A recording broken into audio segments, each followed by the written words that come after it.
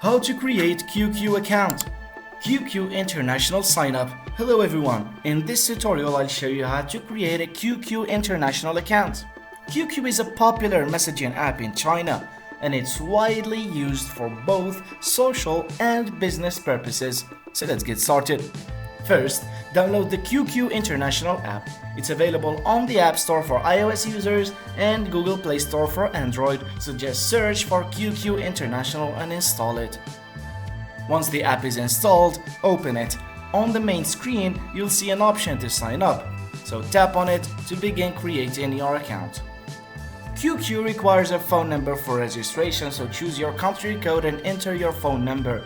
Tap Next to continue. After that, you need to verify your number, so QQ will send you a verification code via SMS. Enter the code you received to verify your phone number. Then set your password and details as you'll be prompted to do so. Make sure it's strong and memorable, then enter any other required information like your nickname and birthday. Tap Complete to finalize your account setup. QQ will assign you a unique QQ ID number. Make a note of this as you'll use it to log in.